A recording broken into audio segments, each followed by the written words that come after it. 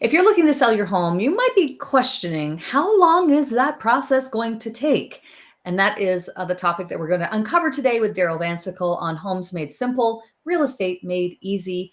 And Darryl, I think a lot of people want to know, like, is my house going to sell in 10 days? Am I going to get a bidding war? I mean, there's so much that goes into it. A lot of emotions come into play as well. So let's unpack this topic of how long will it take someone's house to sell? What are the factors that we need to take into consideration? Ooh, selling your That's a house, big one, I know.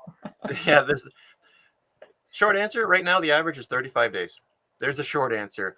Long answer, it's going to depend what price range you're in, right? If you are a premium house on the high end of the market, less buyers, significantly less buyers than there were. So it's going to take much longer to do that.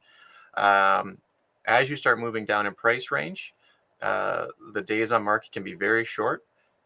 Regardless of your price range, if you are priced too high, you are not going to sell. So if you're at, say, under 600,000 in Brantford right now, if you price your house right, it could be a couple of days. You still see multiple offers. If you're over the $1 million, $1.5 million mark, it's going to take some time. It's going to take some more time. But the fact is that the question of how long will it take to sell my home? I mean, every home will sell, right? Every home will sell. Yeah, every home will sell. If you have priced it properly, done your preparation, there's a lot of people looking at buying. There's a lot of people looking at the market right now, and they're able to buy houses where 6 months ago it was completely out of their price range. So right now, there's a lot of people looking at buying. It's just if you price it too high, they can't afford it.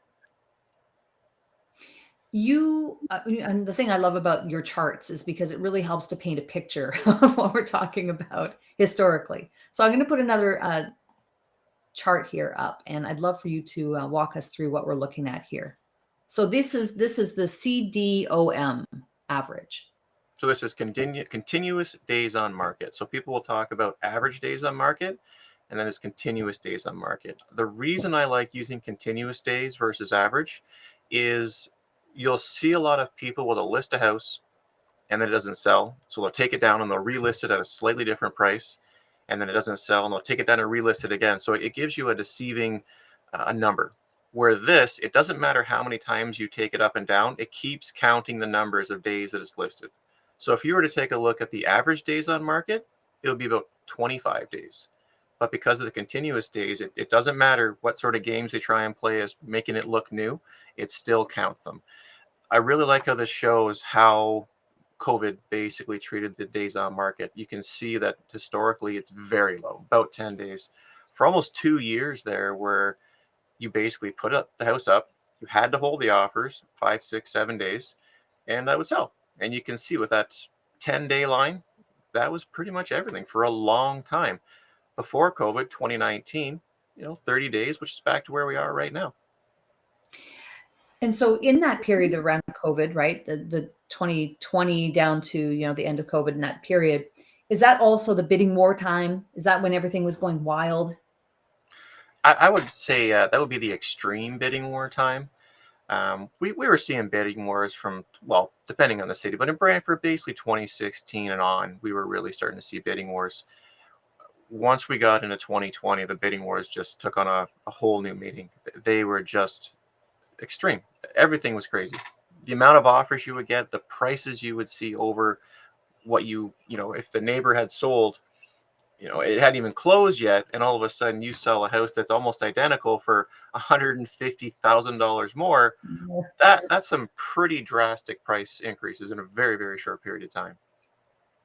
Just looking at this chart and going back to 2017, it looks like there was a period of time, very briefly, that was on par with what happened during COVID. What was that situation back in, let's say, June, July 2017? It looks like homes were selling really quickly there as well. Was that still that type of situation that we just can't recall Yes. that far back? 2016, 2017, the market was very hot. It was very low inventory. I think we were around at the time maybe 100 houses for sale, 150 houses for sale, so very low. And funny, in the middle there in the 2019, that's the last time interests were increasing. Oh, interesting. Right? Because we had that little period in 2019, interest rates started coming up. And again, that's why I always say 2019 was probably one of my favorite years. At the time, it didn't have as big of an impact as it is right now. So it just slowed it down enough where you could buy and sell. Inventory was around 250 houses, I believe, just going off memory, and it was great. Where now all of a sudden it's been such a big increase that you're feeling it a lot more, you're seeing it a lot more, and just the prices are coming down to kind of come back in line with what people can get financing for. It's September 2022 right now, and looking at the chart obviously doesn't represent, that just at this moment, but we can see a trend toward that number going up. Um, that is not surprising to you. No, no, that's not surprising. Um, I would probably say that I could see it going up more. Just I could see a lot of houses right now. They're putting the house up for sale. It's not selling, and then they're taking it back down. So we're seeing a definite increase in expireds and canceled listings, where you didn't see that for 2 years, basically. Um, you'll reach a point where probably the market will level off a bit more, and you'll start seeing those people put their house back up and wanting to sell it. But as you see those houses go on, right? That's more houses on the market. That's more inventory, right? So now we're going to start switching over into a buyer's market versus a seller's market, potentially. Right. And so, in answer to the question of how long will it take my home to sell, there are some factors to take into consideration. But we look at historical graphs like the one you've shown us to give us some idea of the impact that a rise in interest rates might have, or low inventory or high inventory might have on that situation.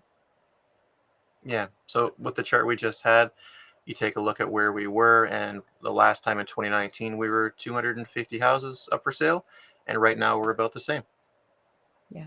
So you 250. can yeah, you can see the trends. They work together really nicely.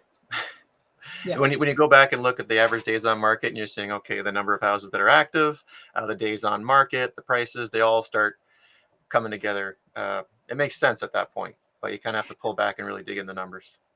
Here's a question. The average home buyer or seller, do they have access to the information around how many homes are on the market at any given time? Or is that something that is exclusive to real estate professionals like yourself?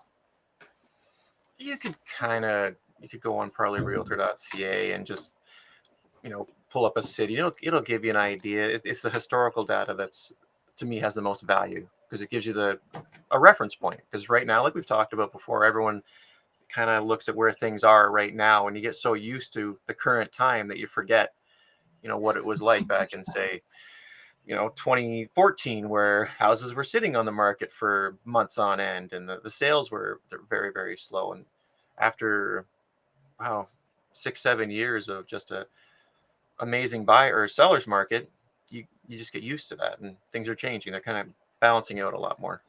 I think that's why I like that you bring on these charts so that we can look at them together and we can analyze them or hear your analysis of what's going on. And because we do forget, we don't really remember 3 years, 5 years ago, but all of that data helps to inform a lot of decisions that we might make in the future with your help if we're buying and selling. So I appreciate that. And here's a call for our audience. Let us know, right, in the comments. If you like the charts, give us a thumbs up or say yes in the comments, because we'll bring more of them your way.